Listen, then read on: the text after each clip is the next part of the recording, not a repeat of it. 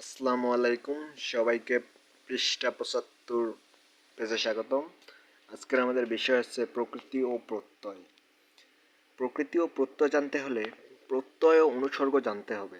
আমাদের প্রত্যয় অনুসর্গটা বুঝতে পারলে প্রকৃতি ও প্রত্যয়টা বোঝা অনেক সহজ হয়ে যাবে। দেখেন, এখানে দুইটা শব্দ আছে, দোকান, এটাও দোকান। দোকানের সাথে এ যুক্ত হয়েছে, দোকানে। আর দোকানের সাথে ই যুক্ত হয়েছে, এটা এখানে দোকানে। দোকানের সাথে এ যুক্ত হয়েছে, দোকানে। এখানে কোনো অর্থের পরিবর্তন হয়নি। অর্থের কোনো পরিবর্তন না হলে এটা বিভক্তি। দেখেন, অর্থের কোনো পরিবর্তন না হলে এটা বিভক্তি, আর অর্থের পরিবর্তন হলে এটা প্রত্যয়। আর প্রত্যয় সবসময় নতুন অর্থ দেবে। যেমন দোকান যোগ ই, দোকানি। দোকান থেকে দোকানি, দুইটা আলাদা শব্দ, নতুন অর্থ দেবে। নতুন অর্থ দিলে সেটা হবে প্রত্যয়। নেক্সট পার্টে চলে যাই। প্রকৃতি ও প্রত্যয়, কোনটা প্রকৃতি আর কোনটা প্রত্যয় আমাদের জানতে হবে। এখন দেখেন, একটা হচ্ছে প্রদত্ত শব্দ, মূল শব্দ অথবা ধাতু যোগ অতিরিক্ত শব্দ। মূল শব্দ আর ধাতু, এটা হলো প্রকৃতি। আর অতিরিক্ত শব্দ হচ্ছে প্রত্যয়। মানে প্রত্যয় সবসময় শব্দের পরে বসে নতুন অর্থ দেবে, আর প্রকৃতি শব্দের আগে বসবে। প্রকৃতি সবসময় শব্দের আগে বসবে, আর প্রত্যয় সবসময় শব্দের পরে বসবে। আর মূল শব্দ ধাতুর অপর নাম ক্রিয়ামূল। দেখেন, এখানে কিছু উদাহরণ দেওয়া আছে। শৈশব এর শিশু যোগ শয় নয়, এটা হচ্ছে শিশু হচ্ছে মূল শব্দ, আর শয় নয় হচ্ছে অতিরিক্ত শব্দ। আর অতিরিক্ত শব্দ মানে প্রত্যয়, মানে শেষে যেটা যুক্ত হয়েছে এটা প্রত্যয়। আর শিশু হইল প্রকৃতি, মানে শব্দের প্রথমে বসছে, বা ক্রিয়া মূল যাকে বলে।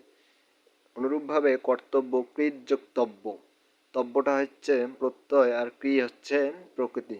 মানে শব্দের শুরুতে যেটা বসবে সেটা প্রকৃতি, আর শব্দের শেষে যেটা বসবে সেটা হচ্ছে প্রত্যয়। অনুরূপভাবে ঢাকায়, ঢাকা যোগ আই, আইটা হচ্ছে প্রত্যয় আর ঢাকাটা হচ্ছে প্রকৃতি। অনুরূপভাবে দেখা যান দর্শন, অনুরূপভাবে দেখা যাচ্ছে দর্শন, দর্শন। দৃশ যোগ অন, দৃশ যোগ অন, মানে অনটা হচ্ছে প্রত্যয় আর দৃষ্টি হচ্ছে প্রকৃতি।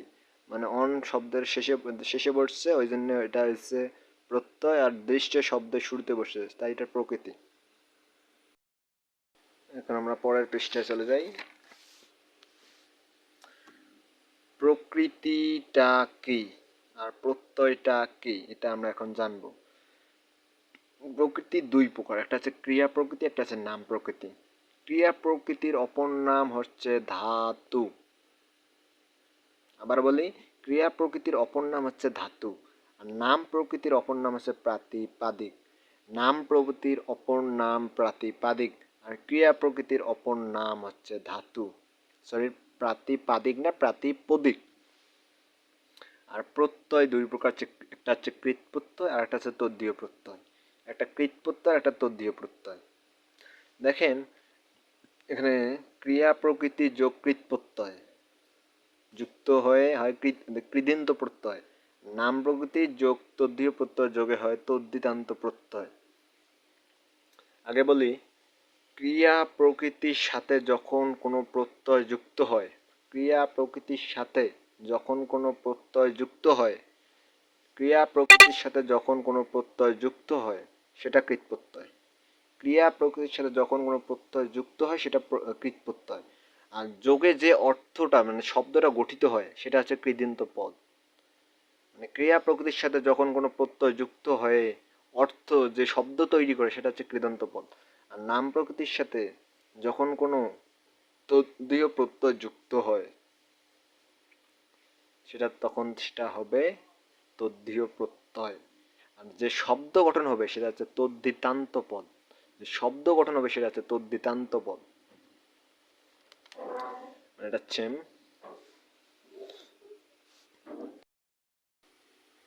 এখন অনেক স্টুডেন্ট বা আমাকে প্রশ্ন করে, ভাইয়া কোন শব্দ দেখে কিভাবে বুঝবো যে কোনটা কৃৎ প্রত্যয় আর কোনটা তদ্দীয় প্রত্যয়।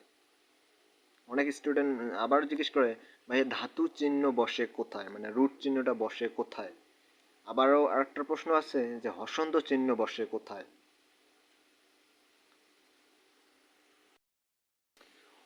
অনেক টিচারের ক্লাসে আমি দেখছি যে তারা বলে প্রশ্নে যে শব্দটা দেয়া থাকবে তা দ্বারা যদি ক্রিয়া বোঝায় সেটা কৃৎপ্রত্যয়। ইভেন অনেক কলেজের টিচারও এইটাই পড়ায়, তবে আমি এটা পড়াবো না। আমার কাছে একটা জোস টেকনিক আছে, টেকনিকটা ফলো করি আমরা। বুদ্ধি, দেখেন বুধ যুক্তি, বুদ্ধি কিভাবে আসলো সেটা পরের ক্লাসে আমি বুঝিয়ে দেব।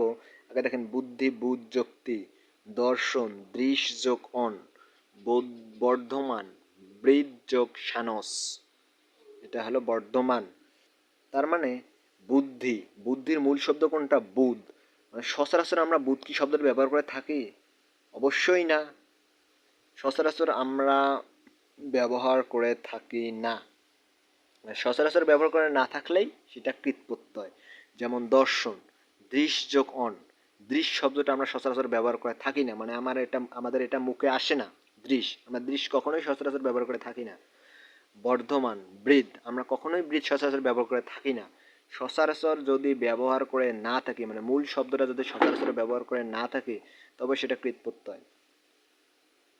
আর এটা হচ্ছে শৈশব, শিশু যোগ শয় নয় নীলিমা, নীল যোগ ইমন।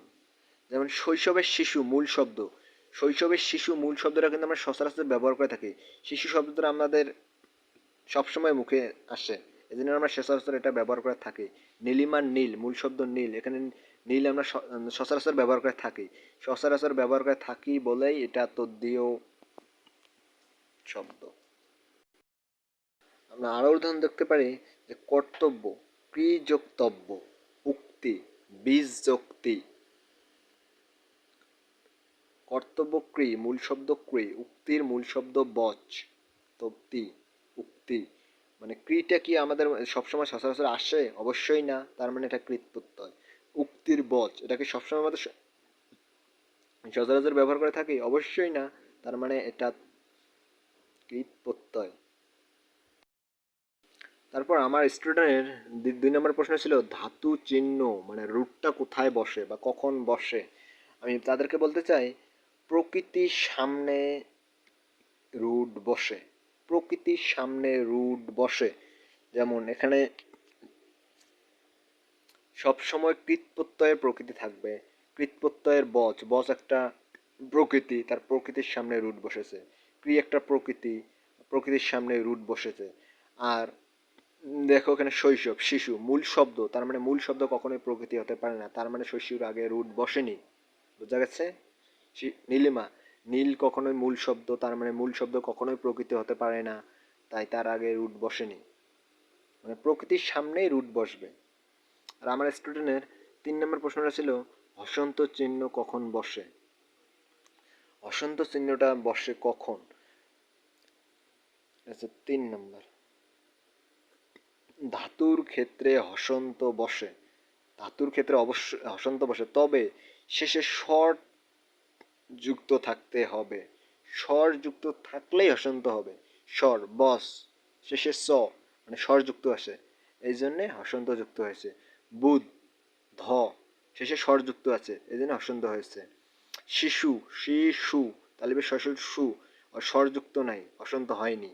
দৃশ স্বর যুক্ত আছে, তালিবে স, তা স্বর যুক্ত আছে, এই জন্য হসন্ত যুক্ত হয়েছে। নেক্সট ক্লাসে আমি পরবর্তী এর বিস্তারিত আলোচনা করব। আসসালামু আলাইকুম, সবাই ভালো থাকবেন।